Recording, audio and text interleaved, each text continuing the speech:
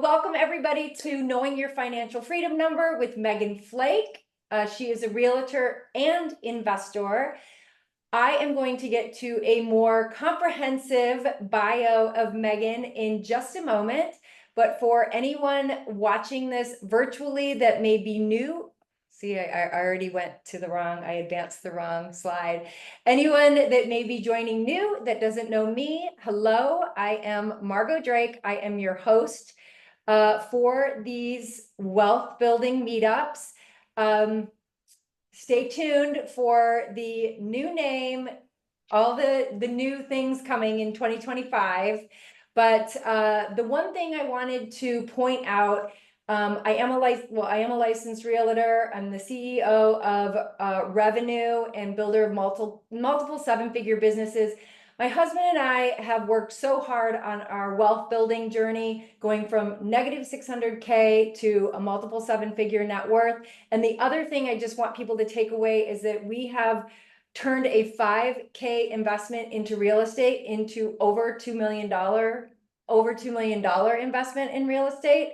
So we want to help other people do the same thing. A quick market update for you in the Grand Rapids market is that we are up in single family residential. We're up in our average price 7.7%. The average price is very inflated here compared to past years. And usually the average price of a home is the cost of a what a new buyer, a new homeowner could afford. And we're almost hitting 400,000 in the Grand Rapids market, which is a little outside, I would think, of what a new home buyer would originally think that they could afford in a home. So it's very interesting, the price and the appreciation here in Grand Rapids. But we're up 7.7%. The average price of a condo is up 4.4%. And overall, we're up 7.1%. Inventory is still very, oh gosh, you guys, I'm looking at my screen. I am so sorry. This is what I need you guys to come off of mute and tell me when I forget to advance the slide. Okay, so this might make a little more sense to you. The market stats. Feel free to make this very interactive. Megan's going to be asking you a lot of questions too. This is just a very interactive session as always. So here are the market stats so you can actually see them and hear them. Current days on market for a single family home is about 20. For a condo, it's about 35. We have about 1.6 months worth of inventory. What all that means to either a home buyer or an investor is it is a seller's market. However, during this time of year, with the inventory being so low, the buyers that do show up are serious buyers. They have to be making a move for one reason or another. It may be a 1031 exchange. It may mean someone's just moving here. It may mean someone really has to make a change because of a new baby or some big life event. Anyway, so it's a lot of people were waiting for the election to make a decision. A lot of people are now waiting until after the first of the year, or we're going to hear a lot of I'm waiting for spring market. But I will tell you, you will have a lot less competition now if you are looking to buy or sell. So just keep that in mind. The other thing, if you or someone you know has a property that is a little trickier to sell, maybe it's in a busy area, maybe it for whatever the reason, the property could be tricky to sell. Now is the time to do it because inventory is so low. So think about that. And also think about that for opportunities that you may be looking into too. We can go after those opportunities and see how we can make things happen for you.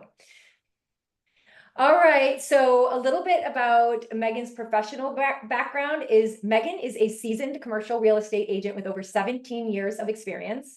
She specializes in the Austin, Texas metro market, and she focuses on investment sales of industrial, flex, data centers, land, and office assets. Her current role is the senior partner in the commercial division of Papazan Properties Group at KW Commercial and has closed, listen to this, she has closed nearly 750 million in real estate transactions since 2009. 750 million. Her client commitment and how she achieved that goal is she is totally dedicated to understanding and meeting the specific needs of each of her clients. She utilizes sharp negotiation skills and strategic insights. She's very strategic to maximize client returns. And she is a green belt in Six Sigma from GE. Her industry reputation is she is known for reliability and deep understanding of market trends and economic factors. She continues to stay at the forefront of emerging developments in the commercial real estate industry to best serve her clients. Family-wise, Megan is the wife to Daniel, which I'm going to interject at some point tonight, a very interesting story about those two, and the mother of two kids, Joseph and Bonnie. I know Bonnie is an entrepreneur. Is Joseph as entrepreneurial as Bonnie? Yes, they want to start a engineering firm, and the other one wants to start a bakery. So yeah. Okay. And Megan loves a hard workout and courageously climbs. Let's see, I can go on to the next slide. I want to show you. Okay, this is a little bit about Megan's full picture. She courageously climbs mountains with friends at sunrise and not only knows her financial freedom number, but she actually knows when she will become a billionaire. Talk about bigger thinking. How amazing is that? So thank you for expanding our capacity on that. Let's go back here. And then Megan, do you want me to do the slides or do you want to do the slides? You can do the slides. That's okay. That's good. Yeah. Okay, there we go. Hi, so thank you so much for that warm introduction. I consider Margot a very close, near and dear friend, close enough to go hike up a mountain at sunrise with. Thank you so much for your time this evening. Financial freedom is a very dear topic to me. I know that one of my 3 core values is financial clarity. So I always like to make sure that people are crystal clear whenever we're talking about finances. No questions are off the table. Please go right ahead and ask. And yeah, tell me when you want me to forward the slide. We are ready for the next slide. Okay. So understanding the concept of financial freedom. By raising your hand or even throwing it in the chat if you don't want to, if you can't come off of mute, give me your understanding of financial freedom. Does anyone have a guess here? Or probably just knows. Yeah, you can feel free to unmute yourself and take a stab at it if you would like. For me, it would be, so having my money working for me in the way of it paying my expenses, if I'm not working. So if I had to take time off or wanted to take time off, I could have the freedom to be with my family or various things that matter to me, but my money would still be working for me and paying my expenses. I love it. That's great. That's right on. Anything to add, anyone? Thank you, Heather. Yeah, I would just basically, I don't know if I'm going to just basically say the same thing Heather just said, but basically having enough passive income coming in reliably to the point where you wouldn't have to work a job anymore if you didn't want to. That's it. You guys are like right on the money. Anyone want to add anything else to that? Excellent. I'll take the next slide, Margot.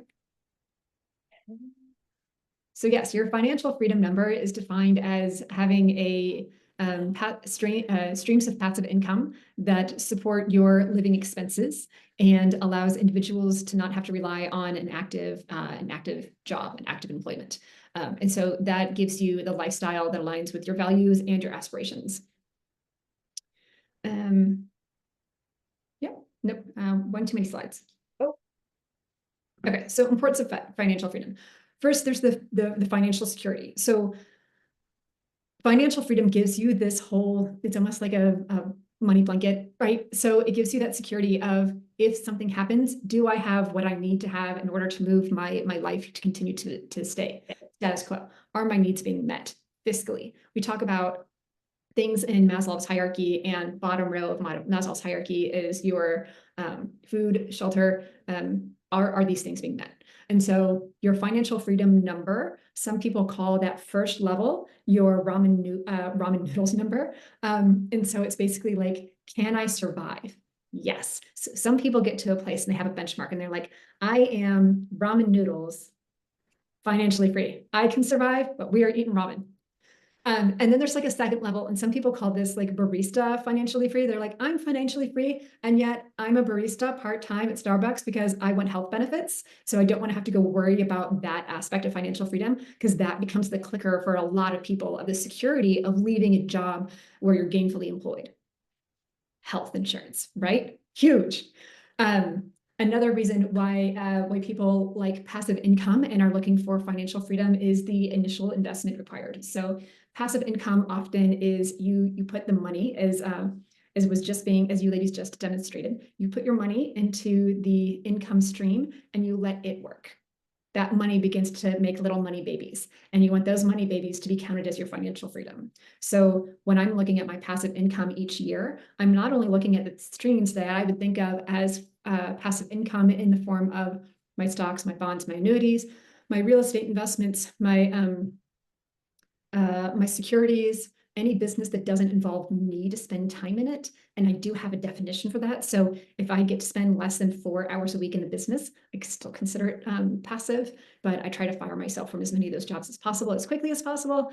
And then, my stock portfolio. So even though like my stock portfolio pays me dividends and I reinvest those dividends, I still track how much is coming out of those in dividends, because I want to know that was actually passive income. I didn't do anything for that. So I think sometimes when we're talking about real estate investing, we get really focused on what our syndication is giving us, or what the apartment building is giving us, or the triple net land lease, the single family, the short-term rentals, like all of those things. And the other thing I would like for you to add to that is look at your brokerage account. Are you getting dividends being paid to you quarterly by 3M or Walmart, because they're notorious for paying dividends every quarter? That's passive. That's passive too. Market opportunities. So passive income also gives you this financial freedom, also gives you the ability to go into different market opportunities. So growing your digital footprint for different opportunities that may come along. So if you're working your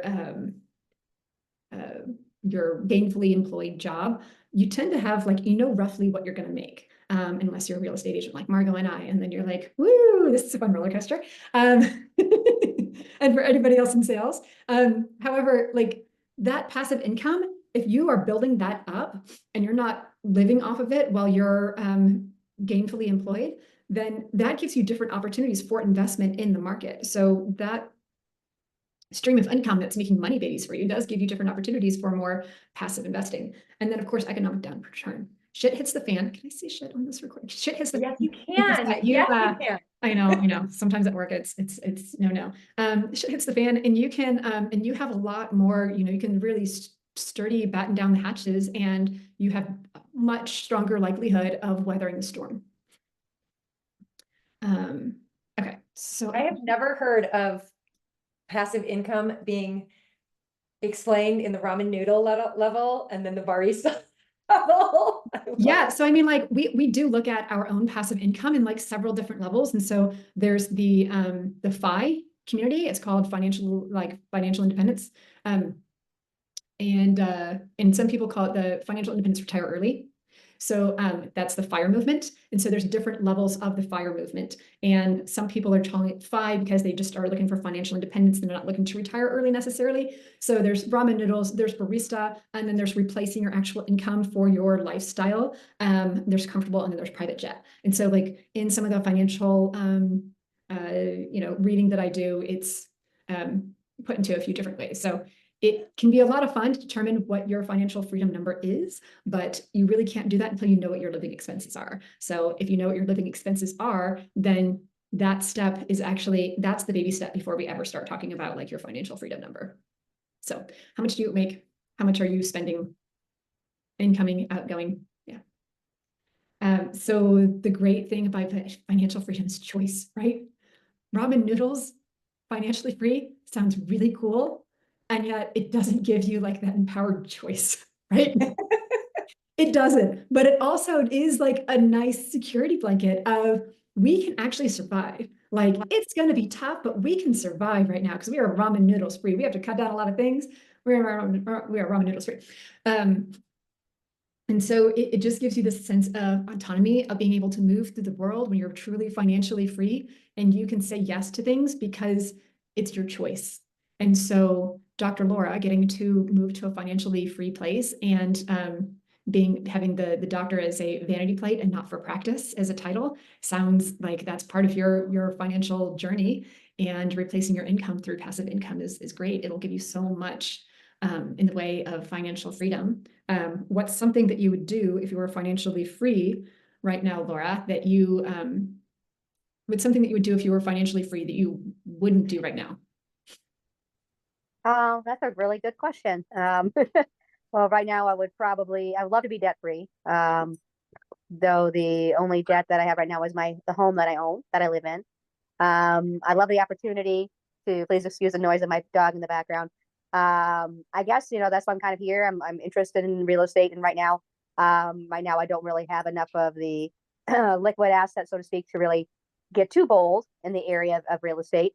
And so I'm hoping over time, if I take baby steps and start building, I can create that kind of wealth that I can be able to live off the interest, so to speak, going forward at some point.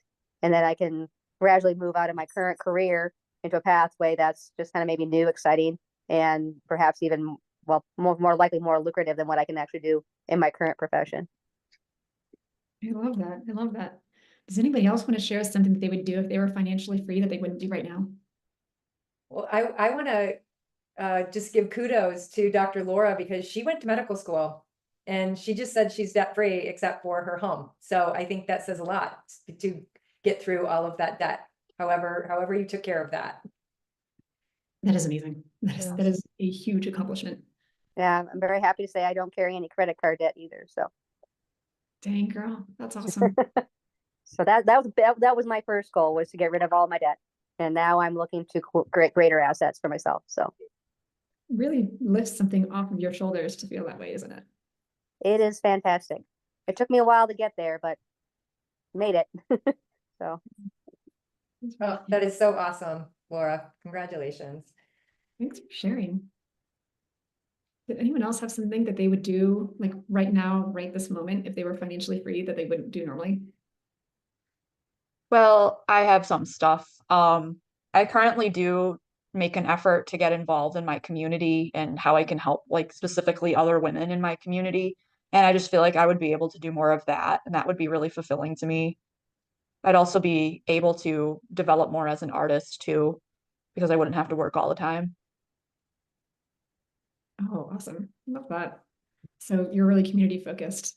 That's great. Yeah, Love that. What kind of art do you do, Julia? I do some different stuff. I make journals, and I do it all with things I recycle, because environmental concerns are a huge like thing for me. So I try to just really have that element of using what's there rather than purchasing new materials kind of thing. I also draw, I do like pen and ink drawing and just sketching and stuff like that. Oh, so good. That's great. Thank you for sharing. Thank you. Megan, we call that first layer financial peace because it just gives you peace.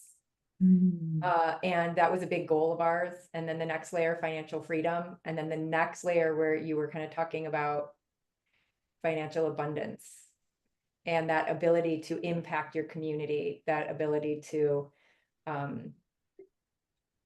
help others instead of just being focused on yourself. I like those terms. That sounds so much nicer than ramen noodles up to private jet. It does. But they're good visuals. I love the visuals. It is. Okay, I think I'm ready for the next slide. Okay. Yeah, okay, so calculating your financial freedom number. So the financial freedom number, as we've established, is the amount of money that you need to replace your active income that it would also give you the lifestyle you desire. So that might be more, that might be less. If you work in a profession that actually has a lot of fixed costs, your financial freedom number actually might be less than what you're making right now. For some of you, you have a extended things beyond what you're doing right now that you need to consider for the future. For a lot of people, that ends up being caring for family. And so you know that your expenses will actually go up for some amount of time. And that's also something that you should consider when you're thinking about what is that number? What do I need?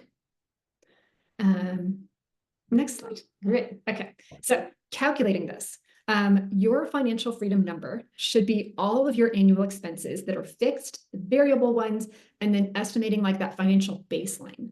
And so this, once again, is if you have already done your incoming, like your accounts payable to accounts receivable, if we're getting like really in the general accounting practices jargon, if you know what they are, this becomes the piece to calculate. So as you're looking at what all of those expenses are, if you are for like, if you're like Laura, perhaps part of what she's doing right now is she's paying off her primary residence, and correct me if I'm wrong, but it sounds like so that she has a lower monthly spend. So you can actually do things to make your monthly spend lower so that you don't need as much for your financial freedom number. And if you own your house outright, that's a much lower point that you need. And of course, there's so many other variables that you can go into to make yourself financially free. Upsize, downsize. Sometimes it's not the size of the home. Sometimes it's the location. I have rental properties in Florida, and I cannot tell you what I'm paying in insurance this year compared to what I'm paying in insurance last year, or what I'll pay in property insurance next year. And it gets really spicy. But calculating all of those expenses is definitely the first thing to like wrangle and get a hold of like what you are spending. What is your spend rate? If this sounds scary, I highly recommend that you go through this and you also calculate your net worth at the same time, because this is one of the things that my spouse and I were on the same page from day one of our marriage. We were the freaks 16 years ago. We celebrated our 16th anniversary last week. We are the freaks that showed up in a marriage with, we each had our net worth on a spreadsheet. We had Rich Dad Poor Dad on a bookshelf. And we were also both house hacking from the standpoint of we had bought a house and we had roommates that were paying all of his mortgage and most of my mortgage. So we knew where we were going as far as finances. And it was really clear that we would be investing with the same mindset. So this is where I'm going to interject the story, because this tells you a lot about how they are on the same page, have always been on the same page, and I've never even heard of this. So Daniel, Megan's husband, started his 529. Is it 529? I'm having a little sugar dip. Okay. Started a 529 in college for his someday kids. Do you guys understand that? Did you even know you could do that? It was definitely a college investment account. It technically wasn't a 529 because it has to be associated with a social security number, but he did start a college savings plan for a child. I have a couple points to point out here, how absolutely ridiculous this is, because it gets crazier. He went to the US Naval Academy, so it's not like he could use it, because it's, I don't know if you want to call that a scholarship, because you definitely pay for it in a different way. Blood, sweat, and tears. Blood, sweat, and tears. The second thing is that at the Naval Academy, you cannot sire a child. So he definitely didn't have someone who was already possibly like in the wings, and because you're not allowed to, you get kicked out. So he was planning for children before the Navy would even allow him to have his name on a birth certificate in his sophomore or junior year. And it's not like he was working a second job, because once again, the Naval Academy doesn't let you have a job while you're there. Yeah, so I mean, the story gets so crazy and absolutely bananas. So where was his income coming from? Do they give you a stipend as part of going to school there? Yes, I think as a sophomore, he made $120 a month. $120 a month. And I'm wondering what the other sophomores were spending their $120 a month on, probably in the cafeteria or at the bar. You know, and bar. Daniel was saving for his child to be someday, Joseph or Bonnie. He was putting money away for their college education. Yep. Yeah. For a child, he wouldn't have for another 10 years. Mm-hmm. Wow. Not that opinion goes on in my house. We've both tracked our net worth, and I know that Margot was talking about how we know the year that we become a billionaire. That's just the average of returns. So I know because we together have 16 years worth of data on what our average return is for 16 years, which is a lot of data points. And so if we continue to make that same return, it was just a calculation of like, at what age do we hit billionaire? And markets change, things happen. It could be much later. It could possibly never happen. It could be Or sooner. it could be sooner. It could be sooner. You just never know. So did anybody just get their capacity increased in a couple different ways by Megan's story? Yeah, I think so interesting. So interesting. Yeah. That's why I love you guys, and I'm so happy that you're here teaching this with us. Financial clarity is what I had to stop the share for that. It does show up in many ways, and this is a part of it. Okay, so everybody's calculating. Yeah. So faces. go ahead. Sorry. I just needed to see everybody's faces when we shared all those stories. Excellent. Thank you. Okay, so the 4% rule. This is an interesting concept, and I like to take a step back because I want to know who has heard of the 4% rule. Raise a hand or digital hand. Anyone heard of this? I love that you've never heard this, okay? Other than Margot. This is taught so, the 4% rule has been bastardized in so many different ways. The 4% rule was created by a gentleman named William Bengen. He is a retired financial advisor that created this rule 35 years ago. He's still alive. I highly recommend that you go to wherever you listen to podcasts and go research and look for an interview of him being interviewed. Can you spell his last name? Bengen. Sometimes it's also called the Bengen rule, but it's frequently referred to as the 4% rule. So he is a financial advisor, and he wanted to know, based on how blue chip stocks performed. Blue chip stocks are usually like the ones that you interact with every day. So like Michelin or GE or Walmart, like all of those would be considered. He wanted to know, based on how blue chip stocks have performed for the past 40 years, how much growth there is.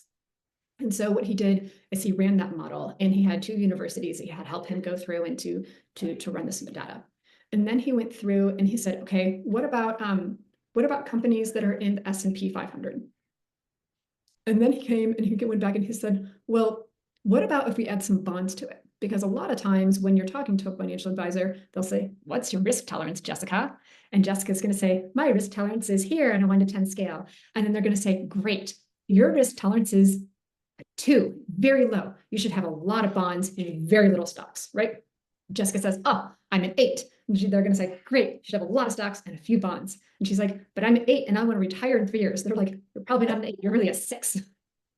So they do this whole like return metric based on like where your risk portfolio is. So most people don't actually have just everything in stocks. They have some bonds. And so they started running this so many different ways. And they wanted to know, this only in the US stock market, they wanted to see what the average return is. So they figured out that in this model, the average return is 7%. Why isn't it called the 7% rule, Megan? Well, inflation. So our average inflation is 3%. So if your money grows at an average of 7% every year, and you take out 3% for inflation, the 4% gives you the same purchasing power when you're 59 and a half and you retire all the way till you're 120 because you're a baddie that's going to live really long, okay? So that 7% has the inflation built in so that you don't have to go try to figure out, well, I live off of $120,000 this year, but in 10 years, it could be more. It has that inflation built in. So the 4% rule is what you would live off of. So Jessica can take 4% of her brokerage account, and she can live off of that 4%. It'll continue to grow at 3% to keep up with inflation, and she can live off of that, you would think, in perpetuity. But what they did is they ran the model for 30 years. And they said that Jessica could live off of this for the next 30 years. And in all of the scenarios of how the market can go up and crash and up and crash, they did tons of models. And they said that it is that would reasonably be how much you could live off of, and that you could expect with a average 7% rate. And it's like 99.2%, something like that, that you would still have enough money in 30 years. They didn't say forever, and they never used real estate. So they came back and started running more models. I think it's Ohio State University that did it. And Bill Bengen said, okay, so I want to add the NASDAQ in too. I also want to add in penny stocks. And they started going through like, what would we do if we just started adding more formulas to it? And he actually came back and said, well, the more data we add, we actually see that 4% is a little conservative. Could probably withdraw 4.5% and still live comfortably for the next 30 years. They just didn't run the model forever. So if you were looking at your real estate investments, the 4% rule becomes money. Because like my real estate portfolio, I'm in 3 different states. I'm in 2 cash flow markets. I'm in 1 appreciation market. If I had all of my real estate in my appreciation market, the 4% rule would never work because it doesn't cash flow. If I had all of my money in my appreciation markets, the 4% rule would be kind of hard because it doesn't appreciate and it's not continuing to grow the value of like the underlying real estate, just paying off money. So if you would like to use the 4% rule, which is completely acceptable, very highly recommended, consider your assets. So you can go back to how you took your net worth and basically remove something very specific. And that I'll get to in a minute. And then assume that if you sell all of your assets and you put it in the stock market, this is what your return would be. And this would be how you could live comfortably and have a very predictable income. Real estate just doesn't have that model. It doesn't have that data. There's so much data done on this rule that we actually have metadata on the data, which is just data on the data. It's been very, very, very well researched because a lot of people tried to disprove this and they failed for 30 years, other than only making it a stronger case. Okay. Very interesting. Does anyone have any questions? That was pretty technical. So Yeah, it was. everyone's brains at 7 o'clock at night. Yep, okay. Can you hear the background noise in my home? Mm-mm. Excellent. My son is playing VR and he's just yelling at somebody. It's really funny. Great. Okay, so the assets that you want to take, have you guys done the net worth exercises yet? Yes, we've done them. Okay. And everybody has access to a net worth tracker, a revenue net worth tracker. And I'd be curious to know who has all of their assets in the net worth tracker. So You do, Heather? You do? Mazel, Heather. Yes. Well, partly because yeah, I'm at the very beginning stages of building assets. So that part was easy. It was the other part that was a little doom and gloom to put in and realize that my number wasn't 0, it was negative. So, Yeah, hey, we all happens. start somewhere. That's why I share our journey, because we all start somewhere. yeah. It happens. It totally happens. Okay. So, oh, and Laura's not yet. Okay. It's a good exercise to go through. So, the assets that you have, your net worth is basically all of your assets minus all of your liabilities. Okay. So,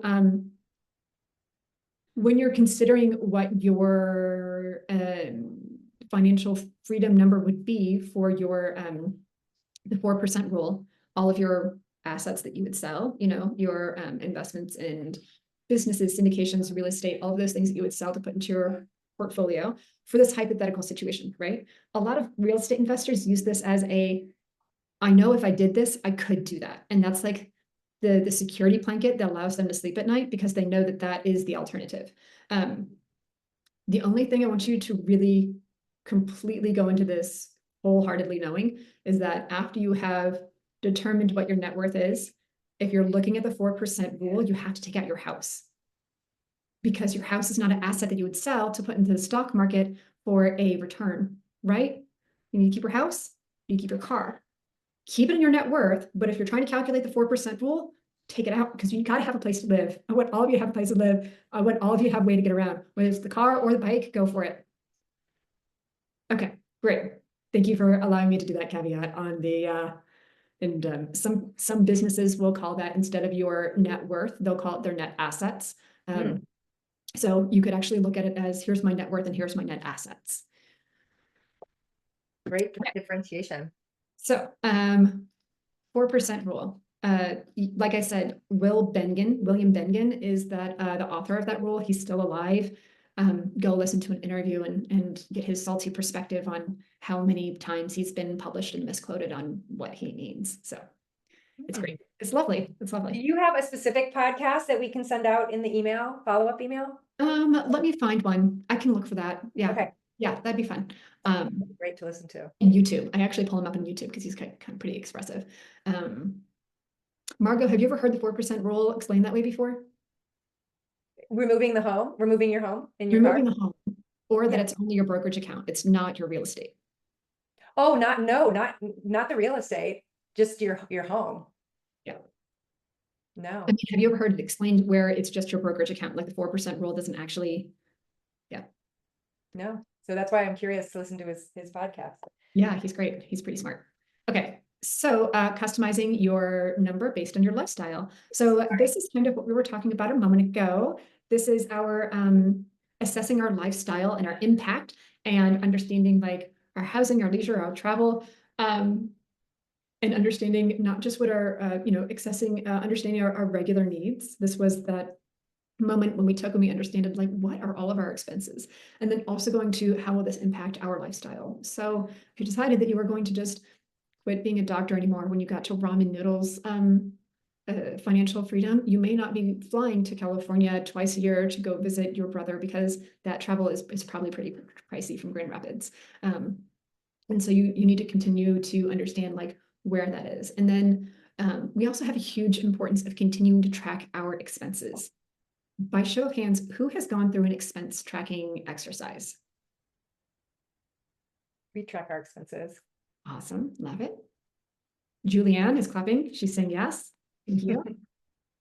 Cool, great. What did you guys learn anything about yourself from tracking your expenses?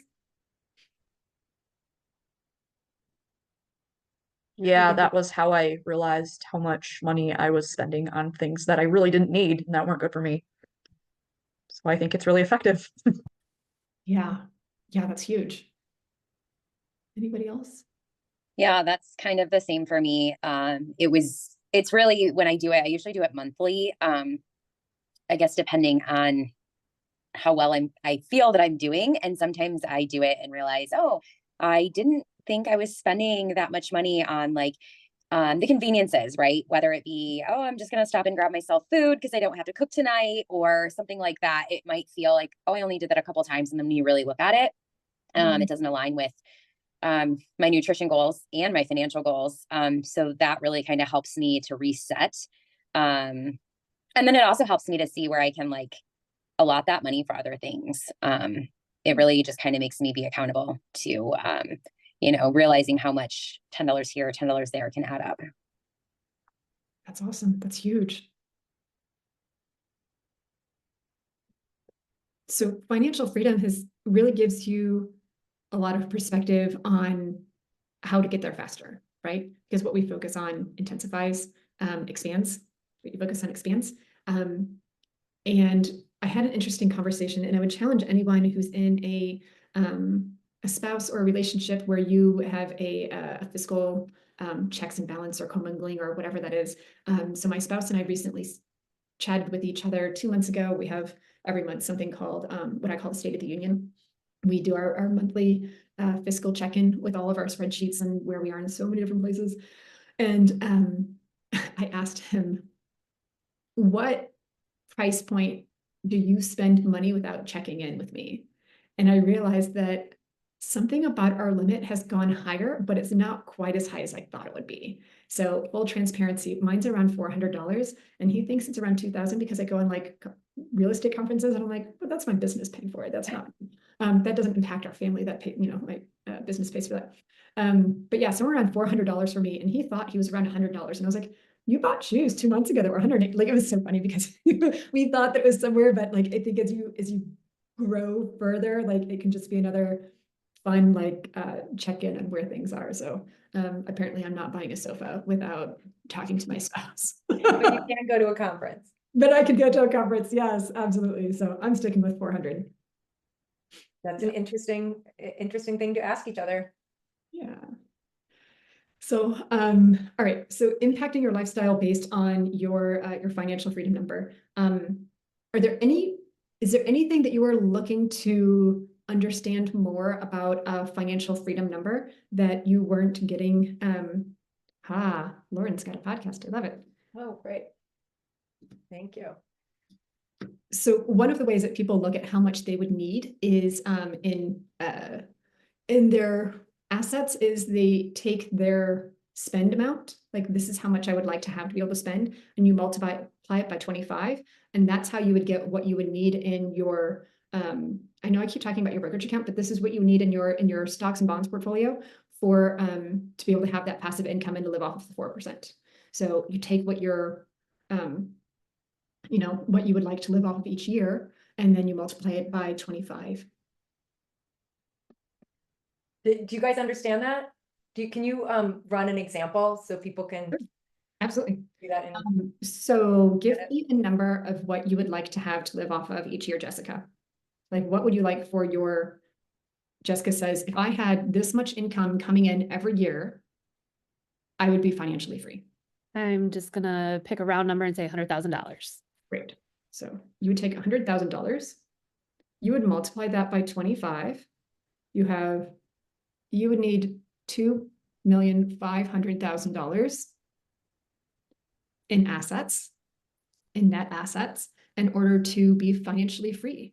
And once again, you're not including your house in that, you're not including your car. That would be the assets that you would need in your brokerage account to be financially free, to live at the same $100,000 spend rate going forward with the appreciation moving up. So you could withdraw safely 4% of your portfolio and still have the same spending power for the next 30, 40 years. Because this year it's $100,000, but with inflation, you will need $103,000 to have the exact same lifestyle in 2025 that you had in 2024. So you let it grow at 7% and then you take 4% out. Does that make sense? Mm-hmm. It's a very, very simple equation. And I spend way too much time explaining the 4% rule and not the other side of it. But it's very easy. It's very simple. And if you're looking at what your net assets are right now, I'd be curious to know in your next meeting that you have with Margot, after you can calculate, this is my passive income. And does my passive income produce what that net asset number is producing?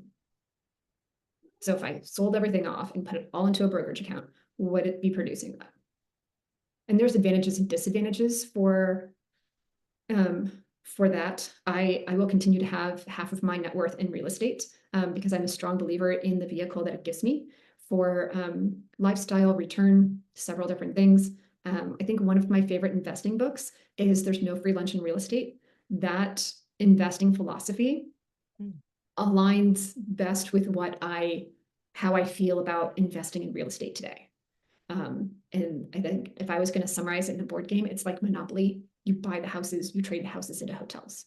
You buy the things that are going to be more time consuming, and then you trade them up into assets that take less of your time.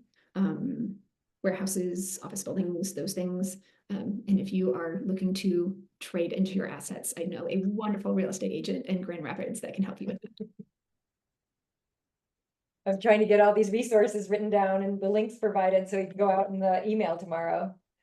So I love that book, No Free Lunch in Real Estate. That's probably the best real estate investing book that I've read in the last 4 or 5 years. Otherwise, after that, Rich Dad Poor Dad, but that's an old stable. That's the one that broke my mind.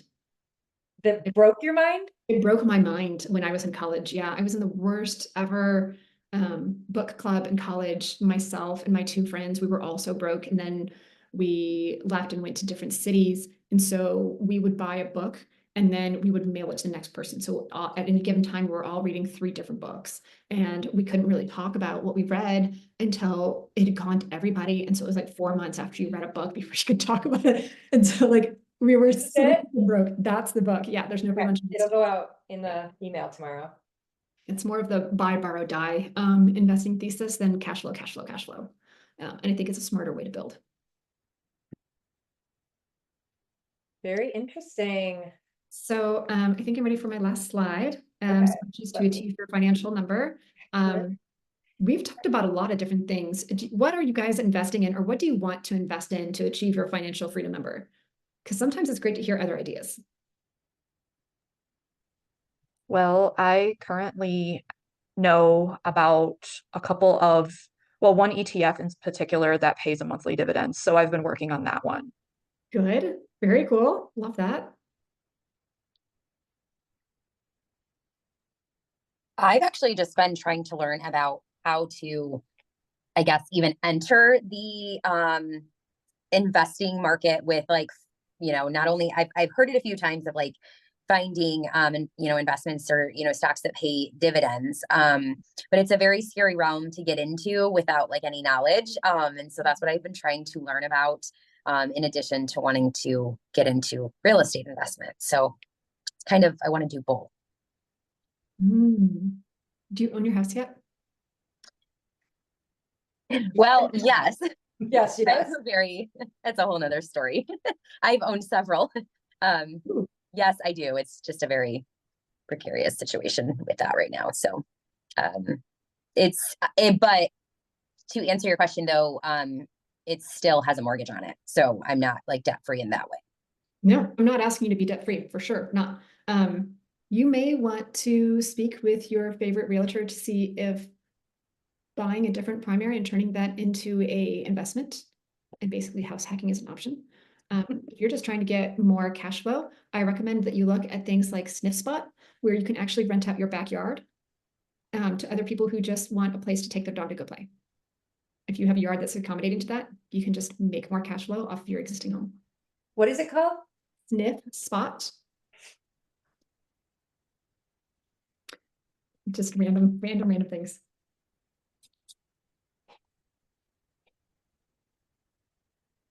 Just get more cash flow out of your existing home. Even if you have a mortgage. Yeah, there's so many crazy ways to increase your cash flow. So someone in our net worth club, Megan and I were in together, turoed out their car. Yes. And someone else that we know that is a mutual friend has a absolutely gorgeous backyard with a pool and a pool house. And she rents that out to people that want to have parties in her backyard or events in her backyard. And that couple family also really wanted a Sprinter van. And the Sprinter van pays for itself because when they're not using it, they're renting it out. So there's so many different ways to think about things. There's a lot of different ways to slice that onion. Get it. Yeah. Okay. What else So are you got? Just let great. me put your contact information up here. Yeah. Can you see that? I highly suggest you connect with Megan on social media. She's at Megan Flake on Instagram, Facebook. Her email address is there. I can always put you in touch with her as well. That is, So much value. Thank you so much. I will put that in the Any last questions or ahas that you want to share?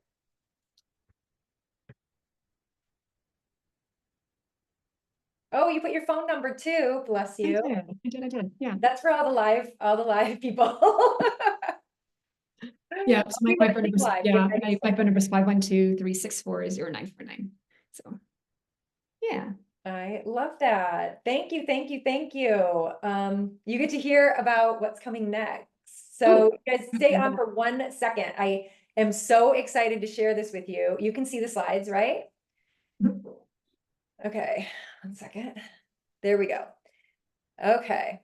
Okay, so I always want to share opportunity with you all. And Megan, you gave me about 3 different ideas of different speakers to have on next year as well. So here is a deal. 3-unit multifamily residence. There's the address, price $750K. Here's the deal with this property. It has been on the market for 2.5 years.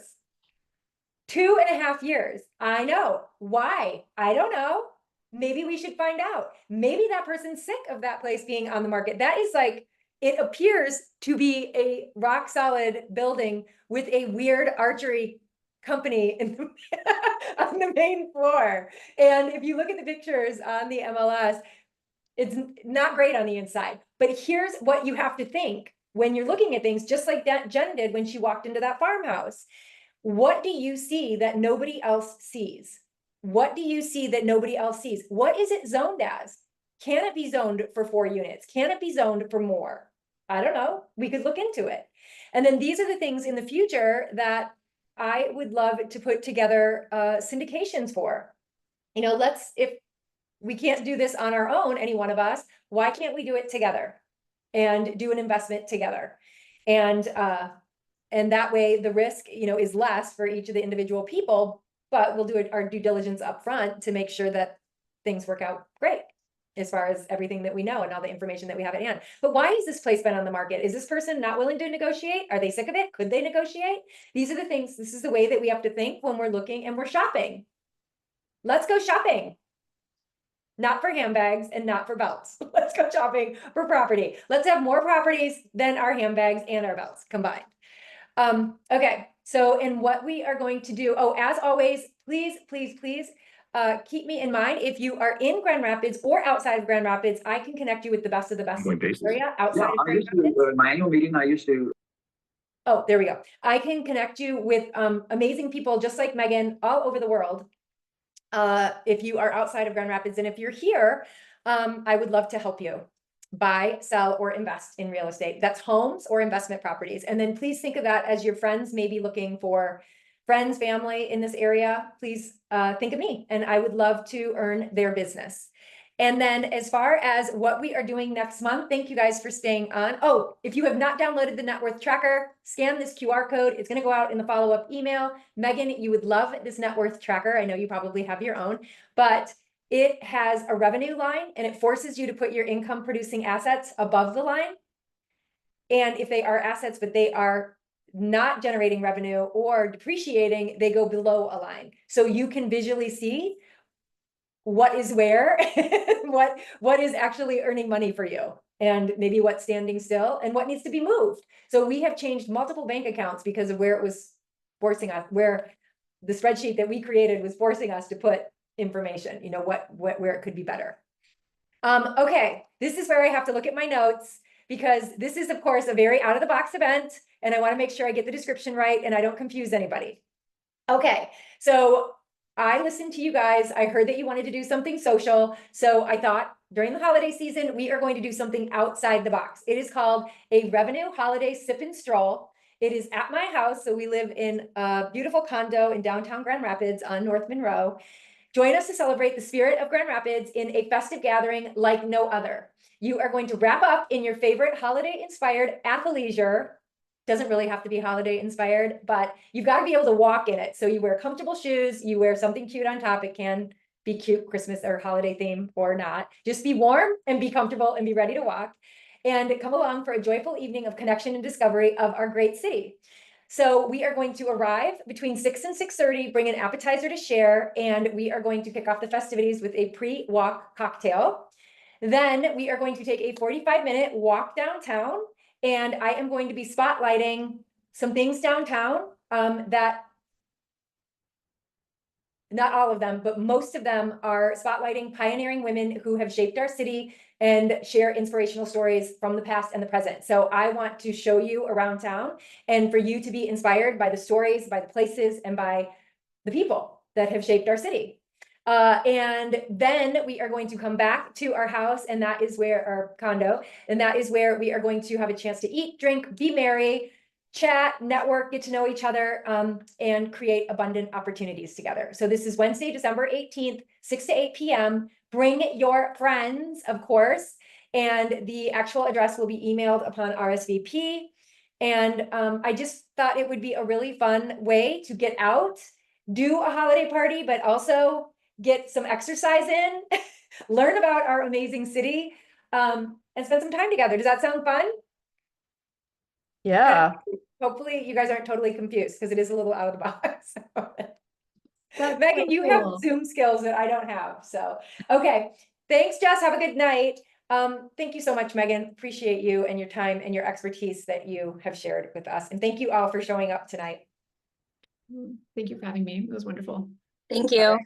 Oh, so great. Thank you. Much. Oh, I love these and I'm super excited for next month.